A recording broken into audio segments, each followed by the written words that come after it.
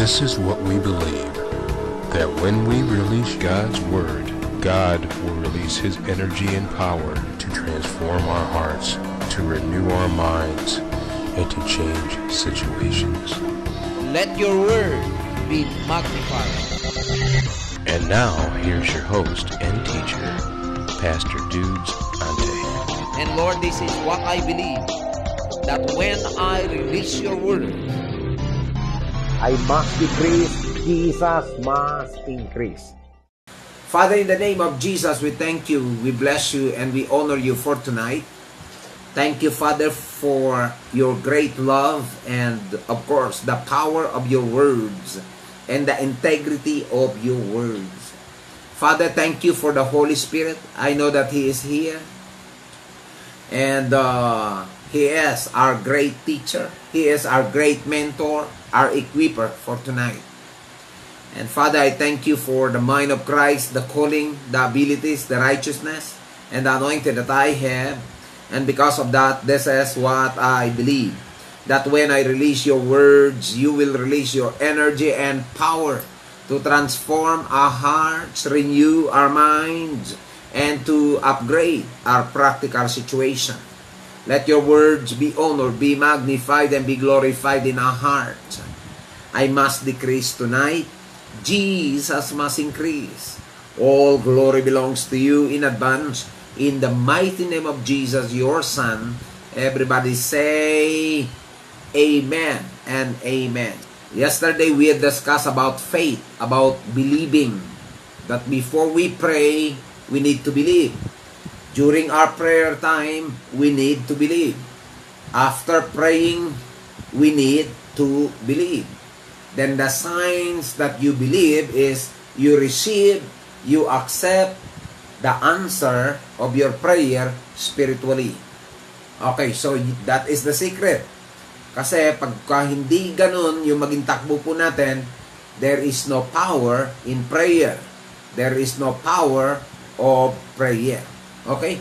So, pag sinabi natin power of prayer, hindi lamang po ito malakas ang pagsasalita po natin. So, hindi lamang po ito yung umiiyak ka. The power of prayer is nandun sa result. If there is no result, there is no power. Pero tandaan po natin, anytime we pray, we are destined, or our prayer are destined to manifest. So, do not think na hindi po magmamanifest yung prayer po natin. Kaya lang po, as I said, basta once we pray, you need to believe. Okay? You need to believe after prayer na talagang natanggap na po natin. So, balikan po natin yung ating talata last night. Okay? Yung talata po natin, which is ito yung ating foundational verse.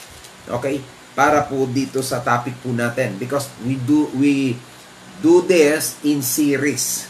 Okay? Matthew chapter 21, verse 22. If you believe, you will receive whatever you ask for in prayer. Last night, okay, so we will discuss about faith tonight. Pananampalataya muna i-discuss po natin. So, if we have faith, okay, in prayer, baka naman kasi faith in prayer, ibig sabihin, dahil nakapag-pray na tayo, is that right? Magaling na. Dahil mahaba yung prayer natin, ay perfect na. No. Ang faith natin is faith to the one we pray. Malinaw po ba yun?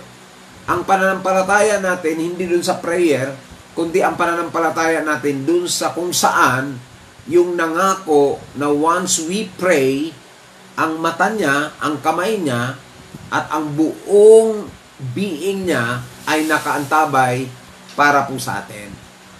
At nakahanda para gawin yung kanyang mga pangako po sa atin. Amen? So, number 1, okay, yung faith natin, faith to the Father.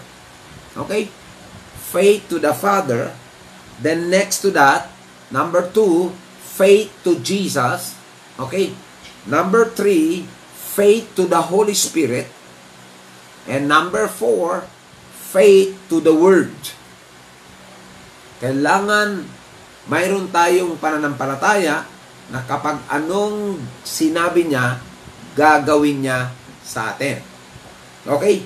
So, faith to the Father, faith to the Son, the Lord Jesus Christ. Faith to the Holy Ghost. Okay? Then, faith to His words. Yun po yung completeness ng salitang pananampalataya. Baka kasi po, we are praying without faith. We are praying kasi hindi ibig sabihin na malakas yung prayer mo, mayroon tayong pananampalataya. Hindi rin ibig sabihin na mahina yung prayer mo ay wala tayong pananampalataya. Hindi ibig sabihin na mahaba yung prayer natin ay mayroon tayong pananampalataya. Hindi ibig sabihin maikli ay mayroon ding pananampalataya. Unang-una, yung faith natin dun mismo sa ating Amang nasa langit. Paano mo ba nakilala, paano ba natin nakilala yung ating Amang nasa langit? Pangalawa, sino ang nagpakilala sa Kanya? Okay? Sino ang nagpakilala sa Kanya? Then, nakilala ba natin ang Holy Spirit? Sino ang nagpakilala sa Holy Spirit sa buhay po natin? Kung nakilala man natin ang Holy Spirit sa panahong ito, hindi po tao ang nagpakilala niyan sa atin. It's all about Jesus Himself.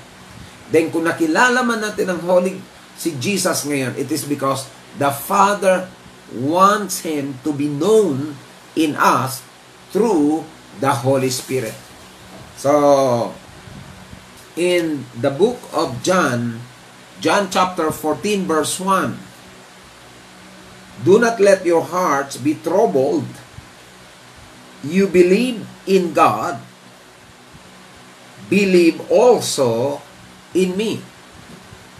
Yung God na tinutukoy niya doon is His Father in heaven. Kasi tandaan po natin, si Jesus this time, siya po ay nag-act as a human being. Okay? So, ang pinapakilala niya this time, this yung character ng God.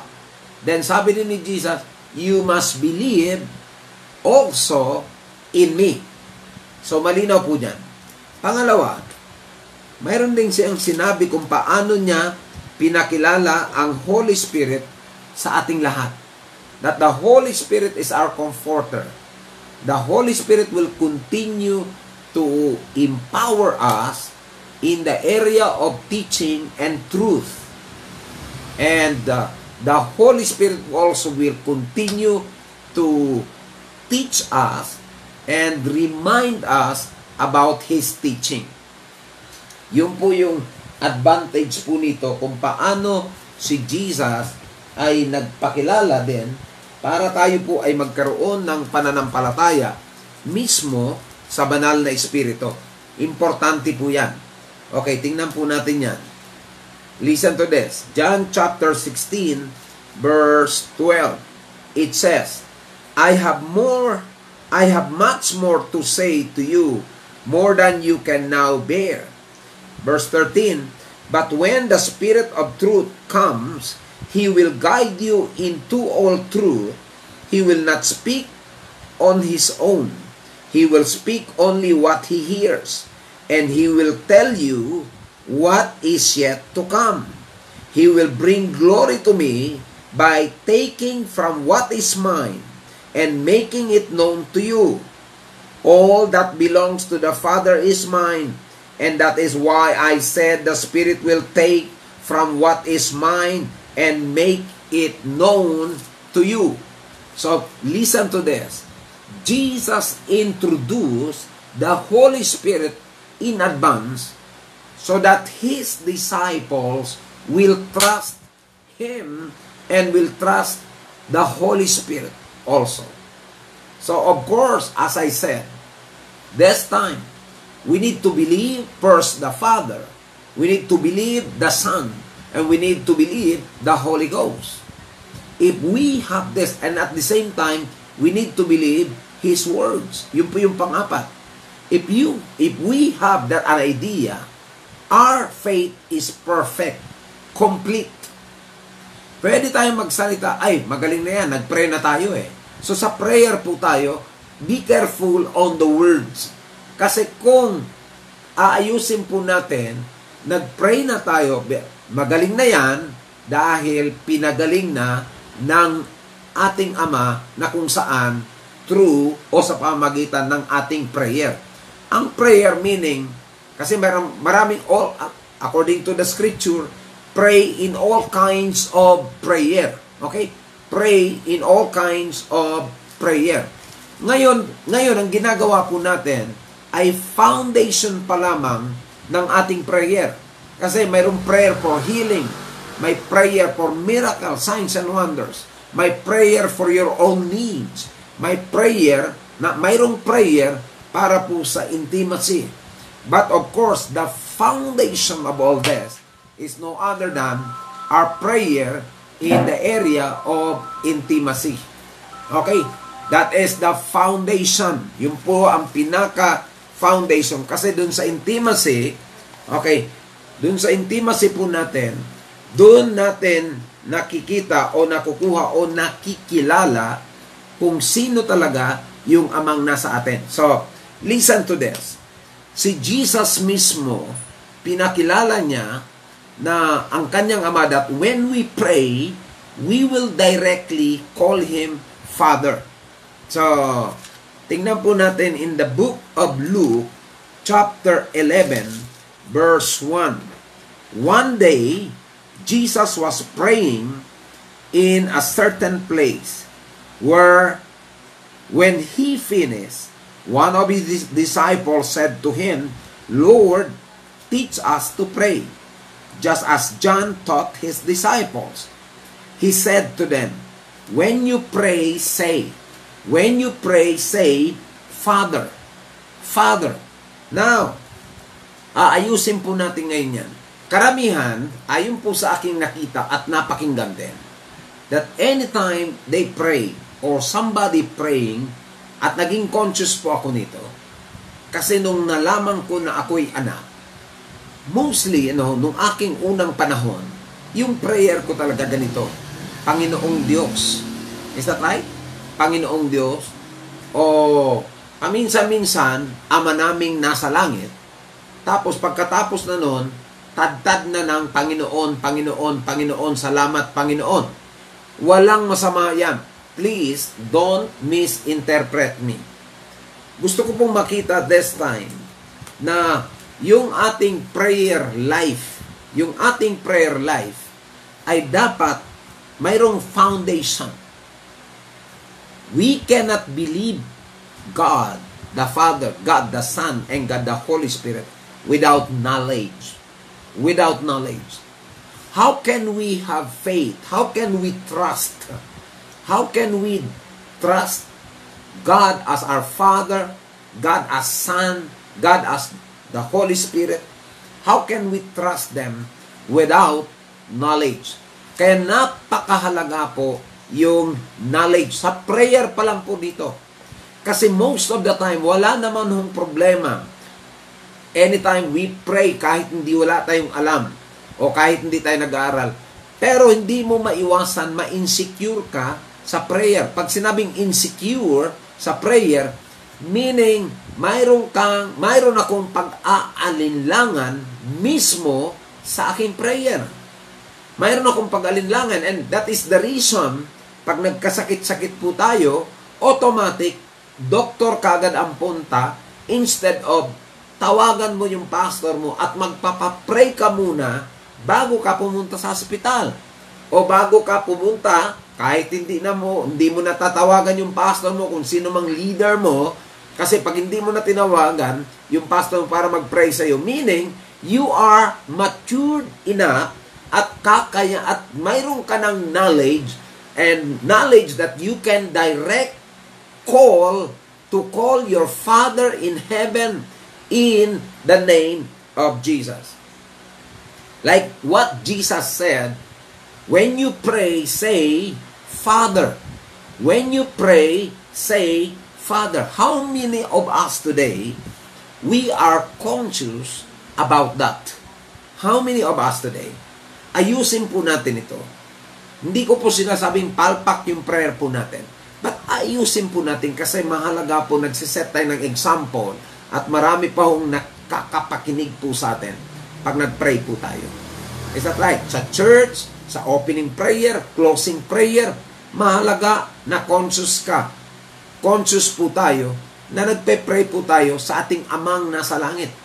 Pag sinabi mong Lord, in-address mong Lord, meaning you are conscious that you are His worker. Ikaw ay worker lamang niya. O pag sinabi mong Lord, magiging conscious tayo na pwedeng maging alipin niya tayo. Kaya minsan may narinig po tayong prayer, aming Diyos, Diyos ni Abraham, like that, Diyos ni Isaac, ni Jacob, narito ang iyong alipin. Narito kami, nagpapakumbaba sa iyo. So sa prayer pa lang, makikita po natin na pinipilit niyang magpakumbaba using that words.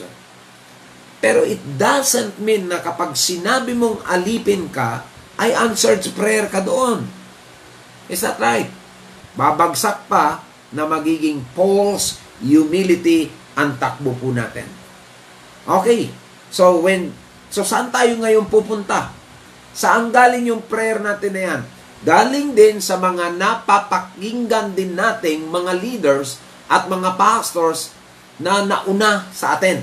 Kaya mahalaga po ito mga pastors as of now, mga parents, na maririnig ng inyong mga anak that when you pray, you can call your God now as your Father in heaven, as the Lord Jesus taught us and taught His disciples, that when you pray, say, Father.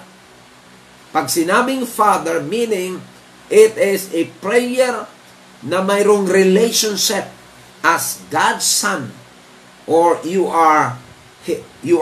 is your Father and you are His Son.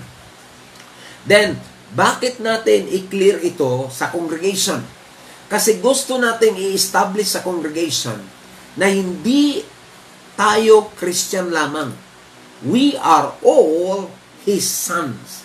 We are all His sons and daughters. At pangungunahan po iyan ng mga pastors o mga leaders o mga ministers inside the church. Be careful on this. Kasi tayo po ay pati sa prayer ay dapat training. Pati sa prayer ay dapat discipleship training din ang dating po natin. Discipleship training ay hindi po dapat nahihinto in all aspect of our lives. Wala naman pong mali kung Father God. Wala din naman mali kung Lord God. Wala din. Lahat yan walang mali. Pero kung pakikinggan po natin ang ating Master Jesus, ang ating Lord Jesus, ang ating King Jesus, yung iba naman, ganito po, please listen to this. Baka ang sasabihin niyo po ay, ang ating Ama ay ang Hari. Tandaan po natin, ang Hari si Jesus. At hindi po siya yung ating Ama. Nakukuha po natin, He is our big brother. He is our Lord, our King, our Master. Be careful on that. Always remember, kahit kailan, hindi po na-address na yung ating Amang nasa langit ay Hari. Jesus is the King of the kingdom. He is the Lord of the kingdom. Our Father in heaven is His Father. And the one who owned everything here on earth. But all things were made through Christ Jesus, the Son of the living God. Amen. Clear po ba yun? Pag sinabi mong Hari, si Jesus po yun. Pag sinabi mong Father, yung kanyang Ama na naging Ama din natin this time because of Him. So clear. Clear po ba? Father. Iba kasi pag Ama mo eh. Tayo naman kasi, dito sa mundo, no? Pag ating Ama, hindi tayo ganun ka-close. Mas close pa tayo sa ama-amain natin. Yung mga tatang-tatang natin, yung mga nakikitatay po tayo, mas doon po tayo ng ating nakabulalas ng ating kaya natin magbulalas ng mga problema dun sa ating mga tatay-tatayan. Pero sa totoong ama natin here on earth, para nagkakahiyaan. Kasi nga, mayroong hindi na-develop yung tatay and son or father and son relationship. Kasi nga, lagi nakasimangot yung ama, tapos yung ama naman, laging magalitin. Tapos lalo na pag humingi ng pera, lalong umiinit ang ulo. O di, saan mas maganda? So, karamihan, naghahanap yung mga kabataan, mga kababaihan, ng mga father's image. Okay? Kasi nga, bagsak yung kanilang ama when we talk about yung father's image. So, I know na nawa, in Jesus' name, ma-develop yung ating personal na relationship towards our Father in heaven. So, call Him Father. Father in heaven. In Jesus' name. Don't forget to use the name of Jesus dahil siya po yung ating daan. Siya yung way, siya yung bridge. The more na naririnig ng Ama yung pangalan niya, na didiscover niya, at lalong nagkaroon ng assurance na ikaw nga ay anak niya sa pamamagitan ng kanyang bugtong na anak na walang iba, si Jesus. Kasi even sa Old Testament, hindi po sila sanay tawagin ang Diyos na Father. Mostly, tinatawag talaga nila ang Diyos, O Lord God, the God of Abraham, the God of Isaac, the God of the forefather, the God of Abraham. Forefather, kasama ni si Noah, kasama na po si Adam, tapos directly the God of Abraham, Isaac, and Jacob. Bakit po binabanggit itong forefathers? Abraham, Isaac, Jacob. Sila po kasi ang mga dinadaluyan ng covenant. Na kapag binanggit mo yung Abraham na naalimpungatan o kaya natataranta yung ating amang nasa langit sa panahon nila. Ngayon naman, pag binanggit natin ang pangalang Jesus, ang attention ng ating Ama, tayo sa atin lahat yun. Priority niya tayo. Kasi nga, we use the name of Jesus. Okay, so, aayusin natin to. Father in the name of Jesus. Father, thank you so much. So, hindi naman yung Father. Hindi naman ganun. Kundi isang salita lang, Father, I thank you. Anyway, I worship you, I honor you, thank you for all the things that you have done. Salamat nga pala dun sa lahat ng ginawa mo sa aking buhay. Anyway nga pala, yung palang kaninang biyahe ko, muntik ako ma-aksidente, but thank God, I thank you na nandun yung mga anghel na pinadala mo para sa akin. So, yung bang normal, yun yung intimacy na klase ng prayer. Okay, anong advantage po nito? Itong pag-conscious tayo sa Ama.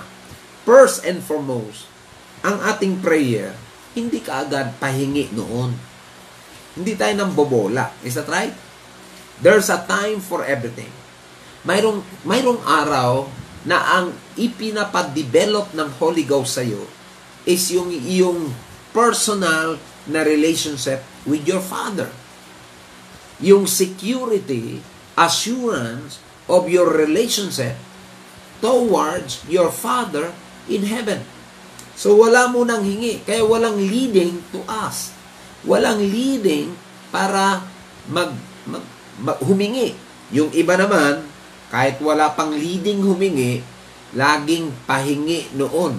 Imbis na Panginoon, pahingi noon lagi. Tandaan po natin to. Once we believe Jesus, and once we believe dun sa heart ng Father, unang-una, tandaan po natin ito, we need to believe to the Father. Number one, His heart for us. Anong puso niya sa'yo? Anong puso niya sa akin? Next to that, His concern. That is number two. His concern. Concern ba talaga sa atin? His heart, concern, and at the same time, Mayroon ba siyang kakayanan? Mayroon ba siyang magagawa? Yun po yun eh. And that is the reason why Jesus said, believe in God and believe also in me. Mayroon siyang kakayanan sa bawat isa sa atin. At once na maintindihan at malaman po natin yan, you will start develop your relationship towards your Father in heaven. And your relationship towards Him ay kahit kailan yung effort, kasi may effort po yan eh. Prayer ay may effort. But of course, the Holy Spirit is the one who empower you para magkaroon tayo ng effort.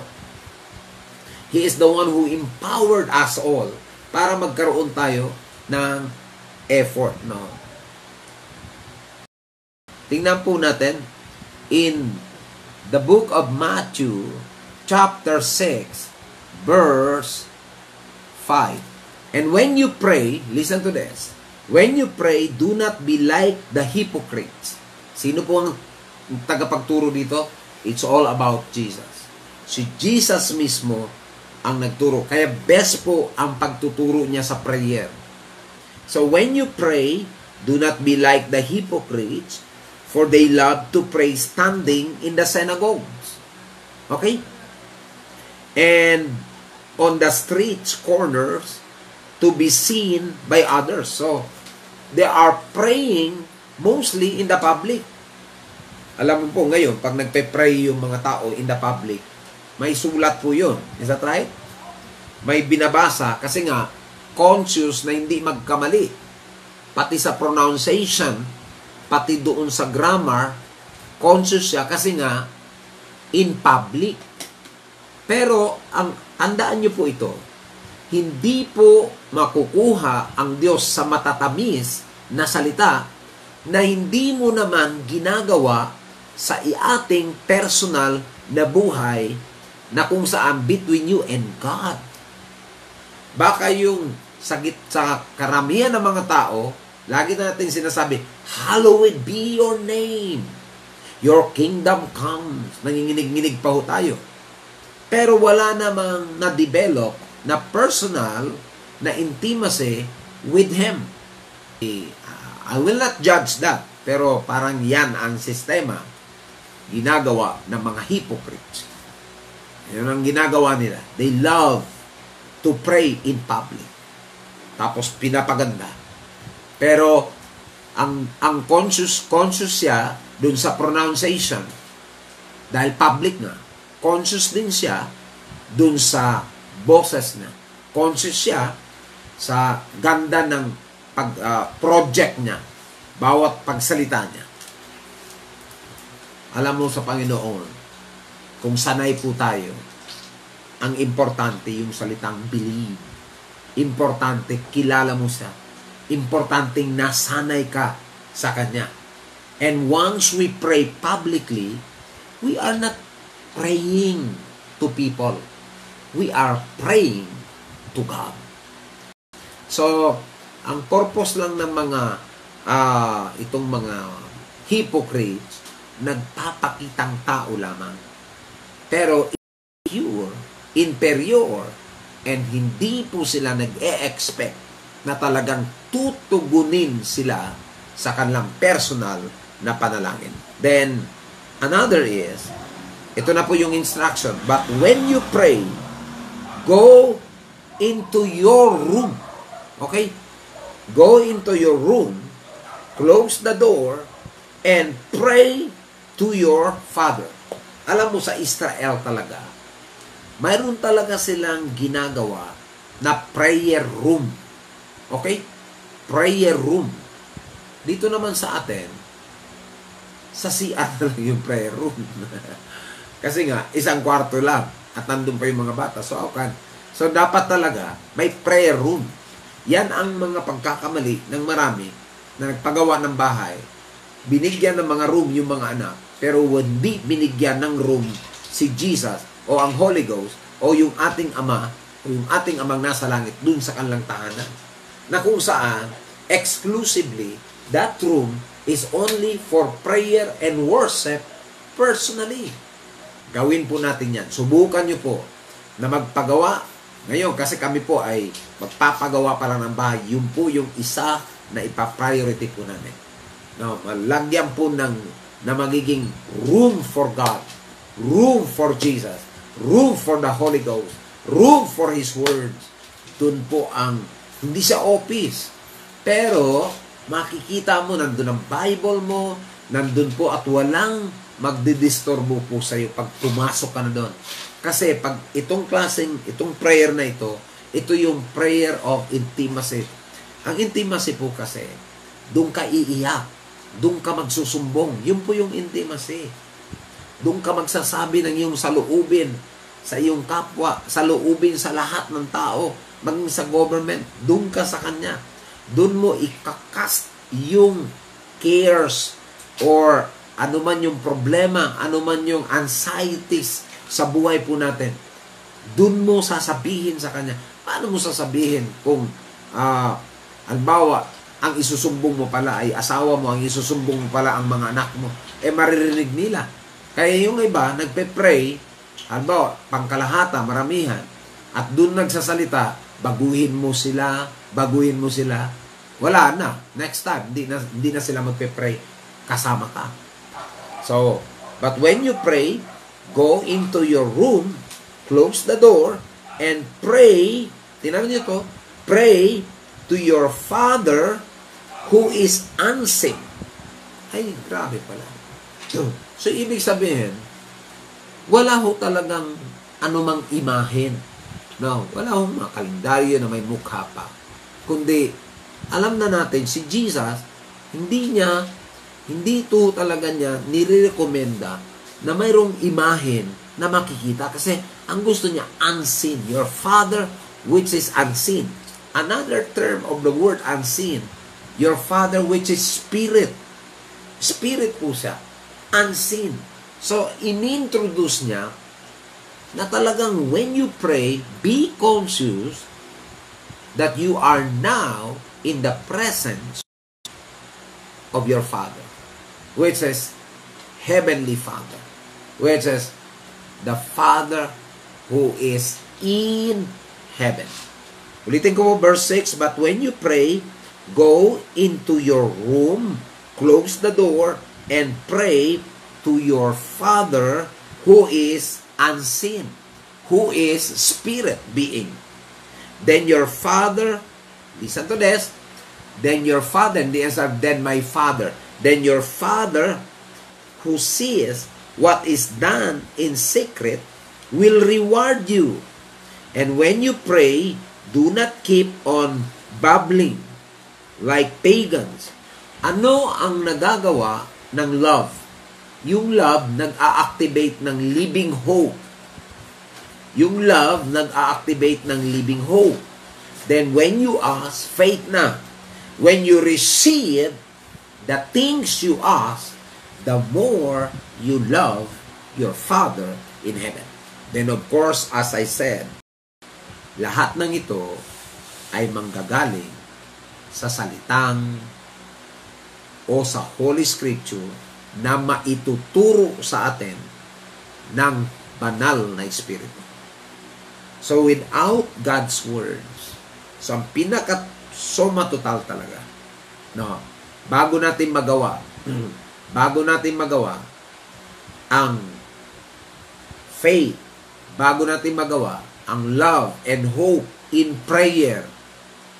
Love and hope in prayer. Kailangan mayroon tayong ideas, mayroon tayong knowledge, mayroon tayong understanding kung ano, kung sino ang nilalapitan po natin during praying time. During prayer time, kung ano, kung sino ang nilalapitan po natin. At walang iba, ang ating Ama, ang Panginoong Jesus, ang Holy Ghost, and we are using His Word as our foundation. First steps sa prayer natin, develop your personal relationship with God. At tinawag po natin yung intimacy. Okay? Pag sinabi intimacy, closeness. Closeness with God. Sometimes, nagpe-pray tayo ganito. Parang pautang naman dyan. Pakuha naman, pahingi naman. Yun ang nangyari. Instead of yung close na relationship with God, then ang Ama yung magsasabing, what do you want? What do you want me to do for you? Anong pwede kong magawa sa'yo? Anong gusto mong gawin ko sa'yo? Tell me. Is that right? Gagamitin ko yung kwento ni Solomon. Tingnan niyo po ito. When Solomon dedicated the temple, kwento na lang po ito. Andun naman sa Bible. When Solomon dedicated the temple, he offered God, okay, he offered God, hindi po tithes po yun, he offered God thousands of thousands of sheep, goat, basta dami, bulls, ang dami. Then, ano po ang ibig sabihin mo? Solomon, kasi na-develop ang kanyang personal na relationship with his God. Hindi pa yung Father, God pa lang ho yun. Because kailangan niya ang Diyos. And after that, okay, after na naghandog po siya, ano ang ginawa ng Diyos sa kanya? God asked him, what do you want me to do for you? What do you want me to do for you? Anong gusto mong gawin ko sa iyo? Anong gusto mo? Ano mo ang hiningi ang hiningi po ni Solomon? He asked for wisdom. He did not ask for wealth. He asked for wisdom. At anong sinabi niya? Bigyan niyo po ako ng karunungan so that I can manage your people. Yes, I will do that. Pero hindi lang yan ang ibibigay ko sa iyo. Pati kayamanan. Bumagsak na naman na si Solomon, hindi mukhang pera. Si Solomon ay hindi nagsusulisit. Tayo naman, baglapit sa Panginoon, solicitation kaagad ang dala natin. May nakalista na kaagad na mga dadalhin natin at hingin natin. At saka, bago naman tayo humingi, sinasabi natin, Hallelujah, praise the Lord, Hallelujah, glory to God, glory to Jesus, all glory belongs to you. Siya nga pala, ito nga pala, para ho tayong nang uuto lamang. Or maybe, napakinggan din natin yan, o narinig natin sa ating mga magulang. Nasusunod po ba natin? It's up to you kung kumbaga samot-saring, nandun na yung intimacy, nandun na yung asking, it's up to you. Pero, kung gusto mong ma-develop po ito, lagyan po natin ng organization. Dapat ma-organize natin. Dapat maayos natin. Wala po tayong, mga pastors, hindi po kayo ang tinutukoy ko na this time. No. Hindi na po sa atin. Kundi, ito po ay para generic, para sa lahat. No. And I know